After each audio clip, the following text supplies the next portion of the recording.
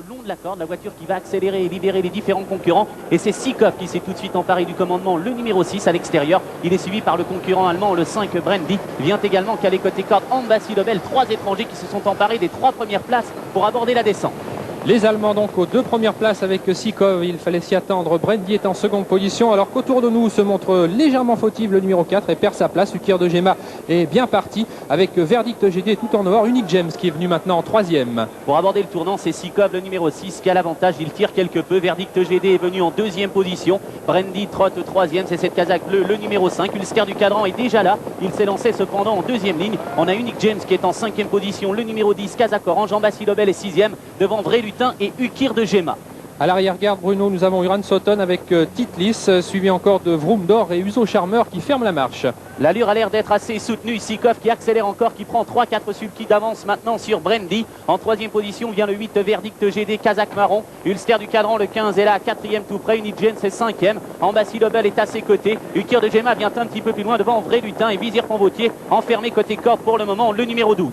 Attention, il ne faut pas laisser trop de champ à Sikov car ce lance bien on aura beaucoup de mal à le rejoindre. Pour l'instant, il caracole en tête. Plusieurs sulky d'avance sur Brandy. Ulster du cadran, Verdict GD, Ambassi Lobel qui tente de mener la chasse avec Unique James et Vizir Ponvautier. Jos Verbeek qui tente de ne pas contrarier Sikov qui possède pour le moment une vingtaine de mètres d'avance sur Ulster du cadran qui se lance à sa poursuite en compagnie de Brandy, le numéro 5. Ambassi Lobel est en 4e position. Verdict GD est 5e. Unique James est 6e devant Vizir Ponvautier. Attention car Sikov augmente encore son avance à l'amorce du tournant final. Est-ce qu'il pourra tenir une allure folle lors du premier kilomètre du tour de piste? Un tout petit peu plus que 1,10. Est-ce que Sikov pourra aller au bout? Pour l'instant, dans le haut de la montée, il a presque 30 mètres d'avance, mais la ligne droite risque d'être très longue. Brandy, Ulster du cadran viennent ensuite en compagnie de Verdict GD à l'extérieur. Ambassi Lobel, Vizir Ponvautier, Unique James et Ursulo de Crouet. Poteau des 500 mètres, Sikov qui a toujours une vingtaine de mètres d'avance sur Brandy. Ulster du cadran qui est 3e. Verdict GD 4e qui précède encore Ambassi Lobel. Ukir de Gema qui vient ensuite devant le 12 Vizir Ponvautier qui va terminer à toute allure.